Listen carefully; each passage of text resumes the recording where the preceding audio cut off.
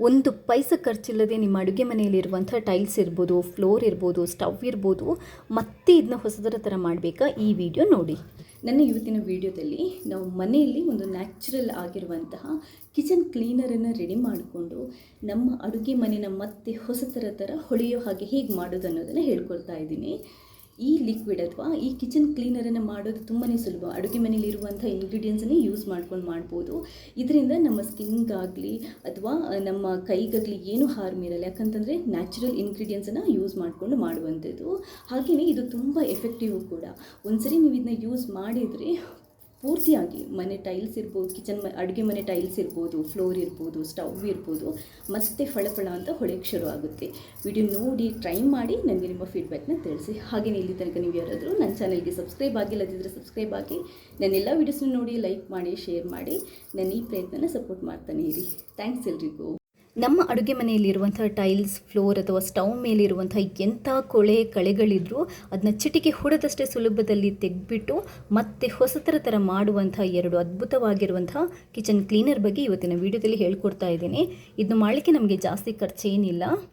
ಮೊದಲನೇ kitchen cleaner ಮಾಡಲಿಕ್ಕೆ ಒಂದು ಪಾತ್ರೆಯಲ್ಲಿ ಸ್ವಲ್ಪ ನೀರು ತಗೊಳ್ಳಿ. ಇದರಲ್ಲಿ ಒಂದು 500 ml ನೀರಿರ್ಬೋದು. ಇದಕ್ಕೆ ನಿಮ್ಮ ಮನೇಲಿ ವೆನಿಗರ್ ಇರುತ್ತಲ್ವಾ, ಈ ವೆನಿಗರ್ ಇದ್ದರೆ ಒಂದು ಚಿಕ್ಕ ಕಪ್ಪಲ್ಲಿ 1 ಕಪ್ಪಷ್ಟು ವೆನಿಗರನ್ನು ಹಾಕ್ಕೊಳ್ಳಿ.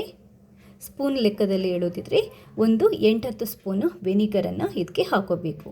ಅದಾದ ನಂತರ ಅರ್ಧ ಟೇಬಲ್ ಸ್ಪೂನಷ್ಟು ಅಡುಗೆ ಉಪ್ಪು, ಅದಾದ ನಂತರ ಅರ್ಧ ಟೇಬಲ್ ಸ್ಪೂನಷ್ಟು ಅಡುಗೆ ಸೋಡಾ, ಇಷ್ಟನ್ನು ಹಾಕಿ ನೀಟಾಗಿ ಕಲಿಸ್ಕೊಳ್ಳಿ.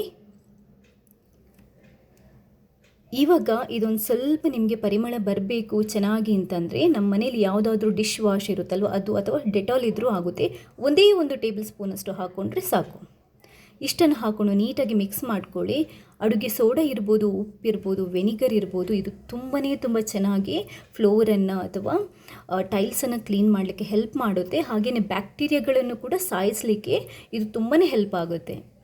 ಇವಾಗ ಇದನ್ನ ನೀವು ಒಂದು ಸ್ಪ್ರೇ ಬಾಟಲ್ಗೆ ಹಾಕಿಬಿಟ್ಟು ಇಟ್ಕೋಬೋದು, ಅಥವಾ ನಿಮ್ಮ ಮನೇಲಿ ಸ್ಪ್ರೇ ಬಾಟಲ್ ಇಲ್ಲ ಅಂತಂದರೆ ಯಾವುದೇ ಒಂದು ಬಾಟಲಲ್ಲಿ ಹಾಕಿಬಿಟ್ಟು ಇಡ್ಬೋದು. ಬಟ್ ನೆನ್ಪಿಟ್ಕೊಳ್ಳಿ, ನೀವು ಬಾಟ್ಲಲ್ಲಿ ಹಾಕಿಡುವಾಗ ಫುಲ್ ಬಾಟಲ್ ಮಾಡಬಾರ್ದು. ಯಾಕಂತಂದರೆ ಅದರಲ್ಲಿ ಸೋಡಾ ಹಾಕಿರೋದ್ರಿಂದ ನೊರೆ ಮೇಲ್ಗಡೆ ಬರ್ತಾ ಇರುತ್ತೆ. ಅದರಿಂದ ಸ್ವಲ್ಪ ಮೇಲಿನ ಪೋರ್ಷನ್ ನೀವು ಖಾಲಿ ಬಿಡಬೇಕು. ಇವಾಗ ನಿಮಗೆ ಲೈವ್ ಆಗಿ ತೋರಿಸ್ತೇನೆ. ಈ ಸ್ಪ್ರೇ ಹಾಕ್ಕೊಂಡು, ಈ ಕ್ಲೀನರ್ ಹಾಕ್ಕೊಂಡು ನಾನು ಸ್ಟವನ್ನು ಕ್ಲೀನ್ ಮಾಡ್ತಾಯಿದ್ದೀನಿ. ಎಷ್ಟು ಕ್ಲೀನಾಗಿ, ಎಷ್ಟು ಹಳೆಯ ಕಲೆ ಇದ್ದರೂ ಅಥವಾ ಜಿಡ್ಡಿನಂಶ ಎಣ್ಣೆ ಪದಾರ್ಥ ಏನೇ ಇದ್ರೂ ಹೇಗೆ ಕ್ಲೀನ್ ಆಗುತ್ತೆ ನೋಡಿ. ಈ ಲಿಕ್ವಿಡನ್ನು ಸ್ವಲ್ಪ ಸ್ಪ್ರೇ ಮಾಡಿಕೊಂಡು ಒಂದು 2-3 ನಿಮಿಷ ಬಿಟ್ಬಿಟ್ಟು ಅದಾದ ನಂತರ ಒಂದು ಸ್ಕಾಚ್ ಬ್ರೈಟ್ ಇಟ್ಕೊಂಡು ಈ ಥರ ಕ್ಲೀನ್ ಮಾಡ್ಕೊಳ್ಳಿ. ನೋಡಿ ಆ ಕೊಳೆ ಇರುತ್ತಲ್ವ ಹಿಡ್ಕೊಂಡಿರುತ್ತೆ, ಅದು ಎಷ್ಟು ನೀಟಾಗಿ ಬಂದುಬಿಡುತ್ತೆ ಅಂತ. ಫಸ್ಟ್ ನೀವು ಒಂದು ಸ್ಕಾಚ್ ಬ್ರೈಟಲ್ಲಿ ಕ್ಲೀನ್ ಮಾಡ್ಕೊಂಡು ಅದಾದ ನಂತರ ಸ್ಪಾಂಜಲ್ಲಿ ಕ್ಲೀನ್ ಮಾಡ್ಕೊಳ್ಳಿ. ನೋಡಿ ಎಷ್ಟು ಈಸಿಯಾಗಿ ಆ ಕೊಳೆ ಎಲ್ಲ ಹೊರಟೋಗ್ತಾ ಇದೆ ಅಂತ. ಈಸಿಗೆ ಚಿಟಿಕೆ ಹೊಡೆದಷ್ಟು ಸುಲಭದಲ್ಲಿ ಕ್ಲೀನ್ ಆಗ್ತಾ ಇದೆ. ಕೊನೆಗೆ ಒಂದು ನೀಟಾಗಿರುವಂಥ ಕ್ಲೀನಾಗಿರುವಂಥ ಬಟ್ಟೆನ ತಗೊಂಡು ಒರೆಸ್ಕೊಳ್ಳಿ. ನೋಡಿ ಇವಾಗ ಇದು ನಿಮ್ಮ ಮುಖ ಕಾಣುವಷ್ಟೇ ಕ್ಲಿಯರ್ ಆಗೋಯಿತು. ನೋಡಿ ನೀವು ಫಸ್ಟ್ ಇದ್ದ ಸ್ಟವ್ ನೋಡಿ, ಅದರಲ್ಲಿ ಈ ವಿಂಡೋ ನಿಮಗೆ ರಿಫ್ಲೆಕ್ಟ್ ಆಗ್ತಾ ಇರಲಿಲ್ಲ. ಇವಾಗಿನ ಸ್ಟವ್ ನೋಡಿ, ವಿಂಡೋ ಎಷ್ಟು ಚೆನ್ನಾಗಿ ರಿಫ್ಲೆಕ್ಟ್ ಆಗ್ತಾ ಇದೆ ಅಂತ. ಎಷ್ಟು ಕ್ಲೀನ್ ಆಯಿತು ನೋಡಿ, ಮತ್ತೆ ಹೊಸತರ ಥರ ಆಯಿತು. ಸಿಂಪಲ್ ಆಗಿರುವಂಥ ಮನೇಲಿ ಮಾಡಿರುವಂಥ ಇದು ಕಿಚನ್ ಕ್ಲೀನರ್, ಯಾರು ಬೇಕಾದರೂ ಮಾಡ್ಬೋದು.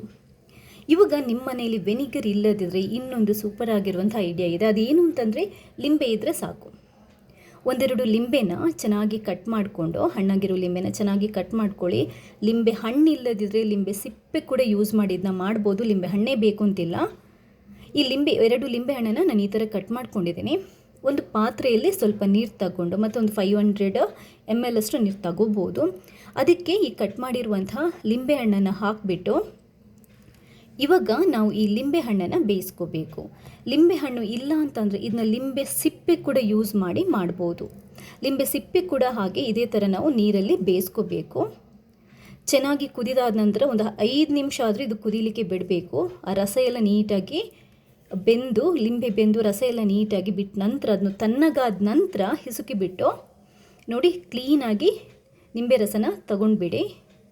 ಇವಾಗ ಈ ಸಿಪ್ಪೆನ ಬಿಸಾಡಿಬಿಟ್ಟು ನೀರನ್ನು ನಾವು ಫಿಲ್ಟರ್ ಮಾಡ್ಕೋಬೇಕು. ನಮಗೆ ಕ್ಲೀನ್ ವಾಟರ್ ಸಿಗಬೇಕು. ಯಾಕಂತಂದರೆ ನಾವು ಇದನ್ನ ಸ್ಟೋರ್ ಮಾಡ್ತೀವಿ, ಅದರಿಂದ ಈ ಕಸ ಅಥವಾ ಅದರದ್ದು ಬೀಜ ಎಲ್ಲ ರಿಮೂವ್ ಆಗಬೇಕು. ಈ ನೀರನ್ನು ಒಂದು ಪಾತ್ರೆಗೆ ಹಾಕ್ಕೊಳ್ಳಿ.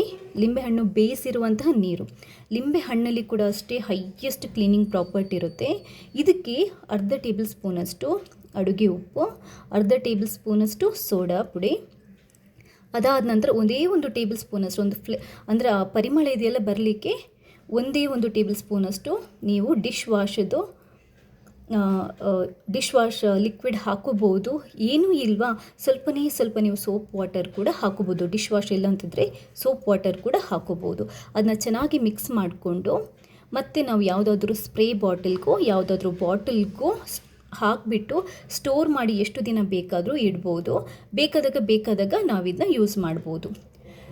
ಬಾಟಲಲ್ಲಿ ಫಿಲ್ ಮಾಡುವಾಗ ನೆನ್ಪಿಟ್ಕೊಳ್ಳಿ, ಫುಲ್ ಬಾಟಲ್ ಮಾಡಬೇಡಿ, ಸ್ವಲ್ಪ ಮೇಲ್ಗಡೆ ಜಾಗ ಬಿಟ್ಬಿಡಿ.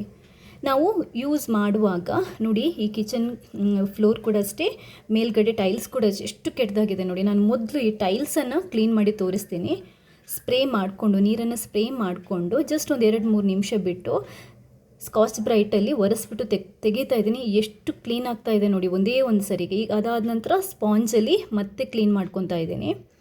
ನೀವು ಲೈವ್ ಆಗಿ ನೋಡ್ತಾ ಇದ್ದೀರಾ ಎಷ್ಟು ಈಸಿಯಾಗಿ, ಎಷ್ಟು ಸೂಪರ್ಬಾಗಿ ಕ್ಲೀನ್ ಆಗ್ತಾ ಇದೆ ಅಂತ. ಕೊನೆಯದಾಗಿ ನೀವು ಒಂದು ನೀಟಾಗಿರುವಂಥ ಬಟ್ಟೆನ ತಗೊಂಡು ಈ ಥರ ಒರೆಸ್ಕೊಂಡ್ರಿ ನೋಡಿ. ಈ ಕಿಚನ್ ಟೈಲ್ಸ್ ಅಂದರೆ ಗೋಡೆ ಇರುತ್ತಲ್ವ, ಅದು ಎಷ್ಟು ಕ್ಲೀನ್ ಆಗಿದೆ ನೋಡಿ. ಅಡುಗೆ ಮಾಡುವಾಗ ಸಾಮಾನ್ಯವಾಗಿ ಪದಾರ್ಥಗಳೆಲ್ಲ ಹಾರ್ತಾ ಇರುತ್ತೆ. ನಾವು ಆವಾಗವಾಗ ಕ್ಲೀನ್ ಮಾಡ್ತಾ ಇರಲ್ಲ. ಅಟ್ಲೀಸ್ಟ್ ವಾರಕ್ಕೆ ಒಂದು ಸರಿ ಆದರೂ ಈ ಥರ ಕ್ಲೀನ್ ಮಾಡಿದರೆ ಮತ್ತೆ ಹೊಸತರ ಥರ ಆಗುತ್ತೆ. ಇವಾಗ ಕಿಚನ್ ಗ್ರಾನೈಟ್ ಇದೆಯಲ್ವಾ, ಅದನ್ನು ಕೂಡ ನಾನು ಇದೇ ಥರ ಕ್ಲೀನ್ ಮಾಡ್ತಾ ಇದ್ದೀನಿ. ಫಸ್ಟ್ ನೀವು ಸ್ಕಾಚ್ ಬ್ರೈಟ್ ಇಟ್ಕೊಂಡು ನೀಟಾಗಿ ಈ ಸ್ಪ್ರೇ ಹಾಕ್ಕೊಂಡು ಕ್ಲೀನ್ ಮಾಡ್ಕೊಳ್ಳಿ. ಅದಾದ ನಂತರ ಸ್ಪಾಂಜಲ್ಲಿ ಕೊನೆಯದಾಗಿ ಒಂದು ನೀಟಾಗಿರುವಂತಹ ಬಟ್ಟೆ ಇಟ್ಕೊಂಡು ನೀವು ಕ್ಲೀನ್ ಮಾಡಿದರೆ ನಿಮ್ಮ ಮುಖಕ್ಕೆ ಕಾಣುವಷ್ಟು ಮತ್ತೆ ಹೊಸತರ ಥರನೇ ಆಗುತ್ತೆ. ಸೂಪರ್ಬಾಗಿ ಕ್ಲೀನ್ ಆಗ್ತಾ ಇದೆ ಕಿಚನ್ ಫ್ಲೋರ್ ಕೂಡ. ನೀವು ಒಂದ್ಸರಿ ಈ ಥರ ಲಿಕ್ವಿಡನ್ನು ಅಥವಾ ಮನೇಲೇ ಮಾಡುವಂತಹ ಈ ನ್ಯಾಚುರಲ್ ಆಗಿರುವಂಥ ಕಿಚನ್ ಕ್ಲೀನರನ್ನು ಮಾಡ್ಕೊಂಡು ಇಟ್ಬಿಟ್ರೆ ನೀವು ಎಷ್ಟು ದಿನ ಬೇಕಾದರೂ ಯೂಸ್ ಮಾಡ್ಬೋದು. ನೋಡಿ, ನೀವು ಫೀಲ್ ಮಾಡ್ಬೋದು ಇದು ಎಷ್ಟು ಕ್ಲೀನ್ ಆಗಿದೆ ಅಂತ ಅಂದ್ಬಿಟ್ಟು. ನಾವು ನೀರಲ್ಲಿ ಹಾಕಿ ಅಥವಾ ಸೋಪ್ ವಾಟರ್ ಹಾಕಿ ತೊಳೆದ್ರೂ ಈ ಥರ ಹೋಗಲ್ಲ.